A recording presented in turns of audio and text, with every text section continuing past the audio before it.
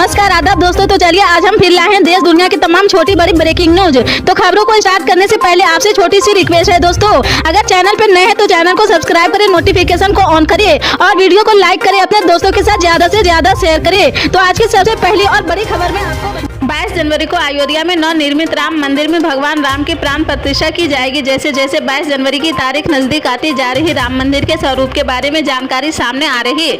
मंदिर के बारे में अब तक जो जानकारी मिली है उससे उसकी भयावहता का अंदाजा सहज लगाया जा सकता है। मंदिर के परंपरागत नागर शैली में निर्मित किया जा रहा पूर्व से पश्चिम, इसकी लंबाई 380 फीट है जबकि चौड़ाई 250 फीट है और ऊंचाई 161 फीट है। मंदिर को 3 मंजिला बनाया रहा है। प्रत्येक मंजिल की ऊंचाई 20 फीट है। भूतल गर्भगृह यानी ग्राउंड फ्लोर का गर्भगृह में श्री राम के बाल रूप को विराजित किया जाएगा, जबकि प्रथम तल के गर्भगृह में श्री राम दरवाजा विराजित किया जाएगा। मंदिर में कुल 392 खंबे हैं और 44 दरवाजे होंगे।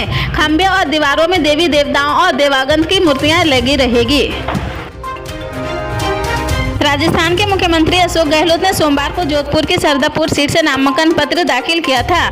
नामांकन पत्र दाखिल करने के बाद गहलोत ने कहा कि जनता एक बार फिर राज्य में कांग्रेस की सरकार बनाएगी। गहलोत ने कहा कि 5 साल के कार्यकाल के बाद भी उनकी सरकार के खिलाफ किसी तरह की सत्ता विरोधी लहर नहीं है। उल्लेखनीय है कि जोधपुर जिले की सरदापुर सीट को कांग्रेस का गढ़ माना जाता है। इस सीट से 1999 से अशोक गहलोत लगातार जीतते आए हैं। साल 2018 के विधानसभा चुनाव में उन्हें 63% वोट मिले थे। दिल्ली एनसीआर में सोमवार को भूकंप के झटके महसूस किए गए हैं। भूकंप का केंद्र एक बार फिर से नेपाल में था।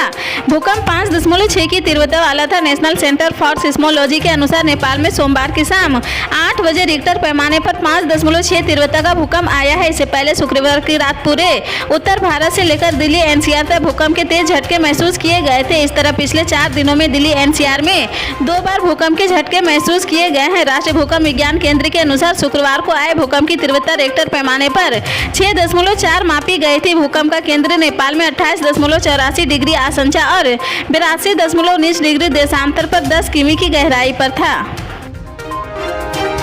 प्रधानमंत्री नरेंद्र मोदी ने ऐलान किया है कि गरीबों के लिए मुफ्त राशन योजना अगले 5 साल तक जारी रहेगी। 80 करोड़ गरीब और जरूरतमंद लोगों की मुफ्त मोटा अनाज मिलता रहेगा।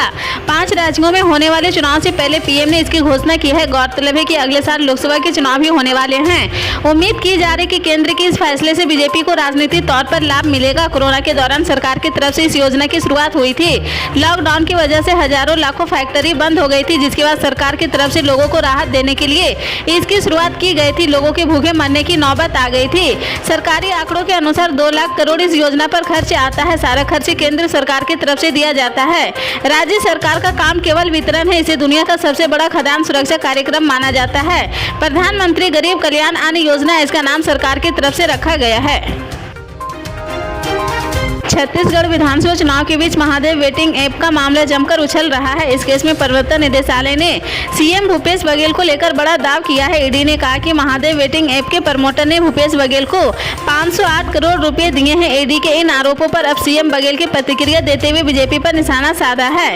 रायपुर में मीडिया से बात करते हुए जब मुख्यमंत्री भूपेश बघेल से ईडी के आरोपों पर सवाल किया तो उन्होंने कहा कि 17 नवम्बर तक सब लोग इसका सजा ले, इससे कोई असर नहीं पड़ेगा। बघेल ने कहा कि मैं कह रहा हूं कि बीजेपी खुद चुनाव नहीं लड़ रही, वो ईडी और आईटी के जरिए से चुनाव लड़ रहे हैं।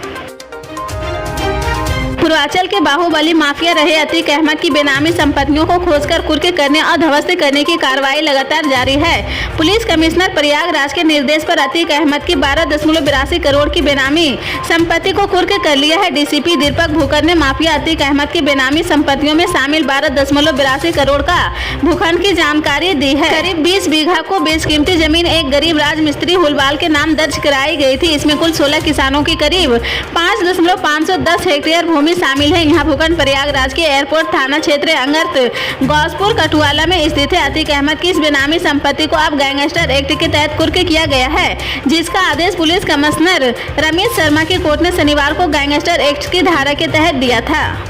इसी तरह के पल पल के अपडेट जानने के लिए जुड़े रहे हमारे स्टार न्यूज के साथ। मिलते हैं अगले